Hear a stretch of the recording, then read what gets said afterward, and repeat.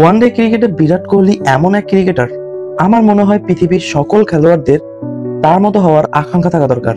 One day ক্রিকেটে কে সেরা batsman সেটা নিয়ে বিতর্ক থাকে, তবে আমার মতে বিরাট কোহলি ওয়ানডেতে পৃথিবীর সেরা ব্যাটসম্যান। আজকে আমি কথা বলবো কিভাবে বিরাট কোহলি এত বড় খেলোয়াড় হয়ে উঠলেন এবং কোন কৌশলে তার ক্যারিয়ারটা এত আকর্ষণীয় করে তুললেন। কিন্তু তার আগে আমার চ্যানেলটি সাবস্ক্রাইব করে পাশেই থাকুন, আর ফেসবুকে হলে অবশ্যই ফলো দিয়ে রাখুন।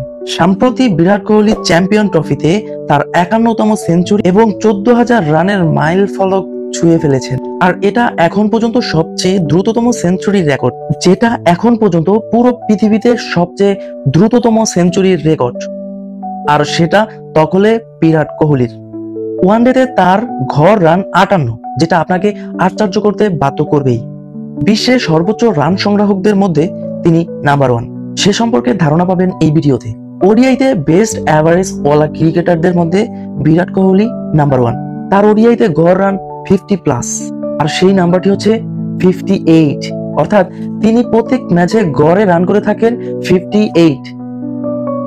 আমরা সকলেই জানি 2008 সালে বিরাট কোহলি কিভাবে ইন্ডিয়ার ব্যাটিং অর্ডারের 3 নম্বর পজিশনটি দখল করে নিয়েছে। 2008 সালে বিরাট কোহলির ব্যাটিং গড় ছিল 61 রান, যেটি পৃথিবীর মধ্যে একমাত্র ক্রিকেটার বিরাট কোহলিরই ছিল।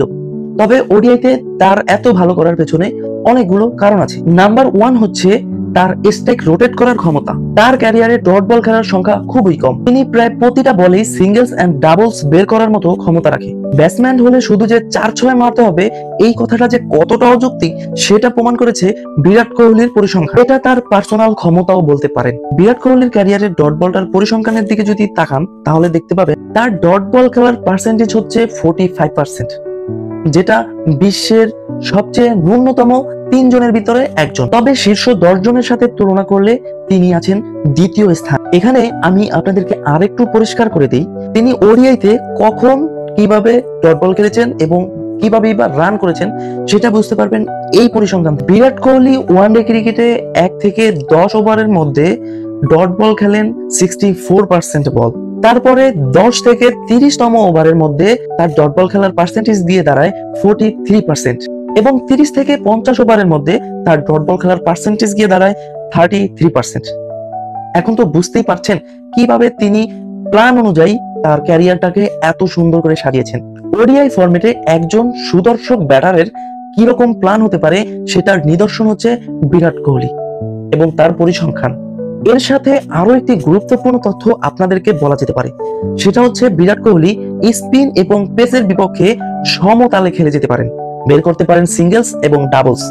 4 ছক্কার চেয়ে সিঙ্গেলস এবং ডাবলস খেলে তার ডট বলকে তিনি হ্রাস করে থাকেন। সিঙ্গেলস এবং ডাবলসতে ওডিআই এবং টেস্টের জন্য কতটা গুরুত্বপূর্ণ সেটা আপনি যদি ক্রিকেট ফ্যান হয়ে থাকেন সেটা আপনাকে বোঝানোর মতো আমার এখানে কিছু নেই। তবে সম্প্রতি তাকে স্পিনের বিপক্ষে কিছুটা দুর্বল দেখা গেছে, তাও পেস থেকে এগিয়ে আছে এখন পর্যন্ত স্পিনে তার ব্যাটিং গড়। তো এটা ছিল তার ক্যারিয়ারটাকে এতটা আকর্ষণীয় এবং বিশ্বের মধ্যে সেরা খেলোয়াড় হয়ে ওঠার গল্পের একটা কারণ। বাকি কারণগুলো জানাবো আপনাদেরকে পরবর্তী কোনো ভিডিওতে। তবে সেই কারণগুলো জানতে হলে এই ভিডিওতে লাইক করবেন এবং কমেন্ট করে অবশ্যই জানাবেন, আর সাবস্ক্রাইব করতে ভুলবেন না।